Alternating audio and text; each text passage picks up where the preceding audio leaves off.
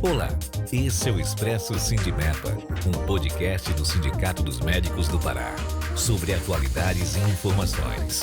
Siga nosso perfil na sua plataforma preferida e acompanhe todos os episódios. Estamos de volta com o Expresso Sindimepa, recebendo a visita do Dr. Mário Machado, psiquiatra, que fala sobre ansiedade.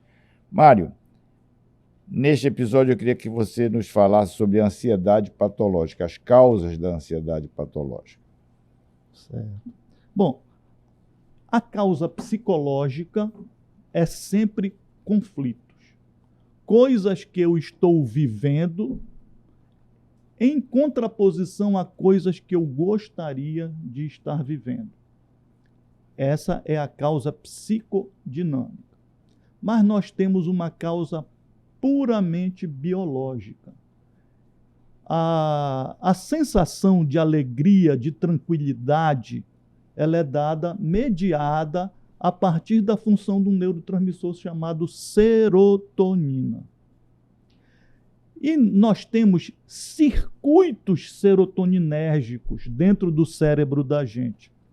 E cada circuito desse, quando está disfuncional, ele pode causar algum tipo de doença da ansiedade.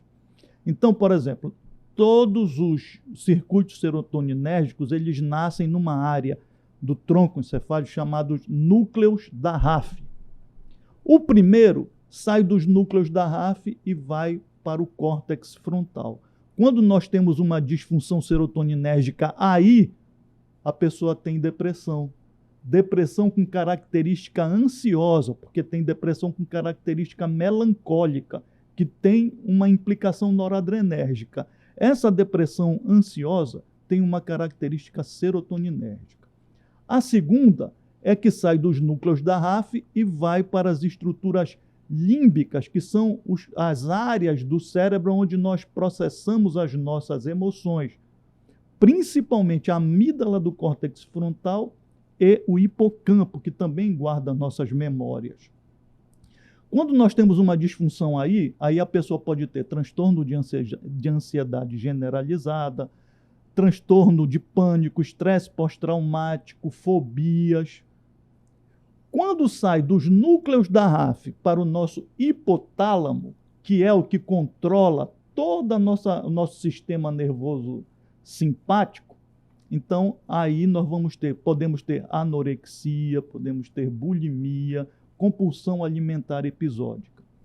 Quando pega dos núcleos da RAF para o sistema extrapiramidal, principalmente os núcleos da base, aí a pessoa pode ter o TOC, transtorno obsessivo compulsivo e impulsividade, que podem mudar suas características ao longo da vida. Impulsividade agressiva, impulsividade por jogo, impulsividade por compra, impulsividade por roubo e a cleptomania, né? E quando sai dos núcleos da RAF para a medula cervical, pode causar algumas disfunções sexuais. Então, essa, em última análise, é a teoria dos neurotransmissores das aminas biogênicas, no caso a serotonina, em disfunção, causando isso. E a outra causa muito importante é o estilo de vida inadequado. É exatamente a pessoa não descansar o suficientemente, não tirar férias, não usar substâncias de forma inadequada, álcool e outras substâncias, se envolver em muitos atritos e brigas e confusões e etc., né? Então, essas coisas também geram. Agora, é muito importante que a gente entenda que duas coisas são necessárias para que tudo isso aconteça. Primeiro, uma alteração genética. Você vê que há famílias em que há muita gente com essas alterações e outras não.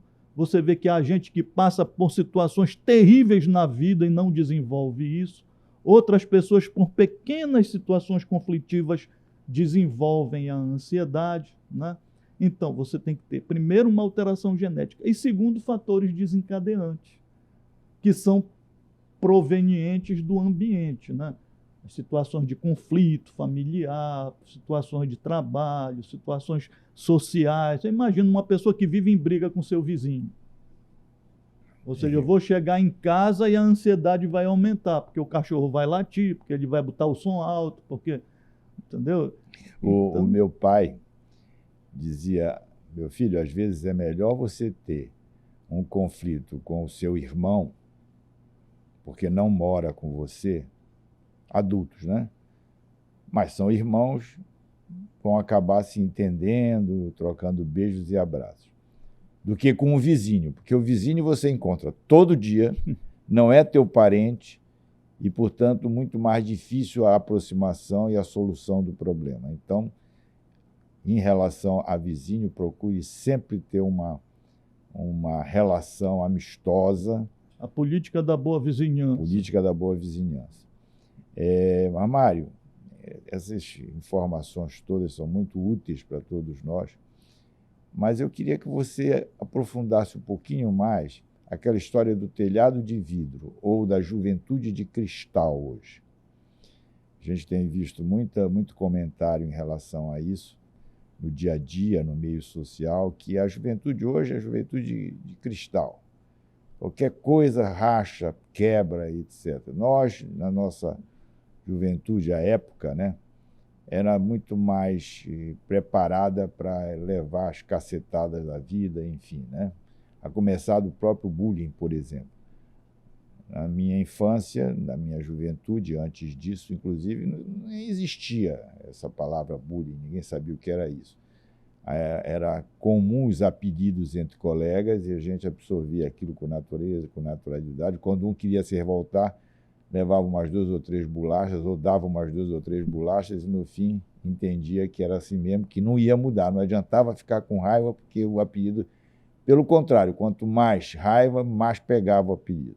Então superava isso pelo menos era a impressão que se tinha, porque ninguém identificava naquela ocasião alguém que tenha ficado tão frustrado, tão impactado pelo apelido, por exemplo, é um exemplo que eu estou dando, que abandonasse o colégio. Nunca vi isso. E o apelido era corriqueiro. E tantas outras coisas. Um insucesso no vestibular, por exemplo, naquela época, isso era muito poucas faculdades, praticamente só existia a Universidade Federal do Pará, não existiam as escolas particulares. Então, era muito mais difícil você ter acesso ao nível superior, porque o número de vagas era muito menor. Então, você tentava 1, 2, 3 vezes, 4 vezes para conseguir entrar na faculdade e ninguém ficava frustrado com isso, não ficava. Parece que hoje a juventude tem menos tolerância a isso. Isto é verdade? Existe algum motivo que você identifique para que isso esteja acontecendo? Outro dia, uma paciente minha perguntou: doutor, vou lhe dar um presente. E ela me deu um grande presente. Ela me deu um livro chamado As 12 Regras para Fugir do Caos, que é de um psicólogo canadense chamado John Patterson. Patterson eu tenho certeza, não sei se o John se é certeza. Então ele fala uma coisa que eu achei fantástica em relação a isso. A nossa vida é um suceder de ordem e caos. Então, por exemplo, toda vez que eu saio para trabalhar, que eu faço as minhas coisas, que eu volto para minha casa, eu estou vivendo a ordem da minha vida e isso me deixa tranquilo. Saiu alguma coisa dessa rotina, o caos se aproximou da minha ordem e isso aumenta a minha ansiedade. Isso é capaz de me desestruturar. Você lembra da nossa fase, isso que você falou? Nós tínhamos uma ordem. Não é aquela obrigação de obedecer. A ordem era aquilo que a gente tinha como princípio e se guiava por aquilo. Então, nosso pai, nosso avô, nossa família dizia: olha, o certo é isso, vamos viver assim. A gente tentava fazer dessa forma, na maioria das vezes, adaptando aqui e ali, conforme a personalidade de cada um. Não é? Então, esse era o sinal de ordem. Aqui e ali vinha alguma coisa que se aproximava do caos. Então, eu tinha um ritmo de ordem na minha vida, eu queria ser isso, sabia que eu queria crescer, me formar, trabalhar, cuidar da minha família e etc. E o caos se aproximava, a gente se concentrava na ordem e expulsava o caos. Hoje não. A grande maior parte na cabeça dessas pessoas que não conseguem ter certezas, não conseguem ter direcionamentos, que hoje ele tem uma informação da família e tem 200 informações nas redes sociais de todo tipo de vertente, de todo tipo de coisa, que é muito difícil para ele concentrar um grupo de informações e criar o caminho de ordem dele. Ele se abraça com caos. Ele não tem certezas. Então você vê que são pessoas que estão se automutilando para regular suas próprias emoções. Eles não sabem conviver com a tristeza, não sabem conviver com a frustração. Então eles têm que criar uma série de artefatos para lidar com isso. E estão se suicidando cada vez mais, entrando em depressão. Porque hoje o cara chega assim, qual é a tua orientação sexual? Ah, eu sou hétero. Como é que tu sabe? Tu já experimentaste? Não, pô, tu tem que experimentar. Senão tu não vai saber o que é. Você imagina a quantidade de caos que chega na cabeça desse jovem, entendeu? A gente tinha uma orientação religiosa. Né? Olha, essa é a orientação religiosa da tua família. Pô. A gente cresce, aí botava a gente para estudar a nossa religião. Tem várias religiões, essa é a da nossa família. Se um dia tu quiser ver outra, tu vai, mas a gente vai seguir essa aqui até. E a gente seguia, pô. Né? A gente seguia. Hoje, não, a religião não presta, isso é coisa para despistar a nossa inteligência, né? Para nos, como é que eles chamam? Para nos tornar alienados, para nos alienar, entendeu? E quando a gente tinha um front de luta, não, eu vou me engajar na luta social por isso. Eu vou me engajar pelos deficientes, vou me engajar pelos mendigos, vou me engajar pelas pessoas que passam fome. Hoje não, são lutas diversas. Eles são recrutados para mais diversas lutas ideológicas, sem estar preparados para isso, eles não têm recursos para isso. Então estão se desestruturando por tudo, se sentem machucados por tudo, agredidos por tudo, injustiçados por tudo, frágeis para tudo, entendeu? E estão vivendo uma situação realmente caótica. Então o Peterson, ele conseguiu, na minha cabeça, mostrar o esquema muito adequado para isso. Cada vez menos a juventude está encontrando uma zona de ordem que faça com que ela possa suportar e afastar o caos. Eles estão dentro de uma zona de caos, procurando encontrar uma ordem que eles nunca encontram, porque as opções são inúmeras. Entendeu? Então, a convicção do familiar em relação às coisas, não obrigação, mas você conversar, você mostrar, você dar o exemplo, né? Porque as palavras convencem, mas quem arrasta é o exemplo. A juventude está precisando do exemplo dos pais, do exemplo dos profissionais, né? Você olha, hoje em dia, pelo menos aqui no Brasil, quem são os líderes? Quem são as estrelas? Os líderes da intelectualidade, os líderes da justiça, os líderes da questão do mercado financeiro. Quem são esses líderes que podem servir de orientação, né, de ordem para a pessoa? Não tem. Né? Então, eles estão vivendo realmente um fluxo caótico que faz com que eles se desestruturem por qualquer coisa. Inclusive, a orientação familiar acaba sendo extremamente comprometida pela diversidade de informações que se tem e que se recebe o tempo todo através da facilidade da internet, etc. A gente percebe isso, né? E desde muito jovem, muito criança, né? Sim. E mexe com a identidade. A pessoa não tem mais uma questão identitária. A identidade é múltipla.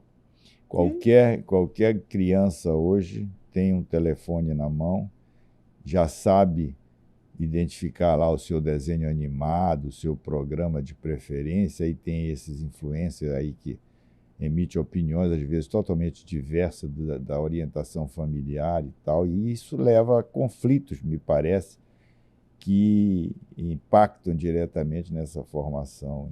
Há um conflito até entender como é, né? Dúvidas. Será que o meu pai diz mesmo é isso?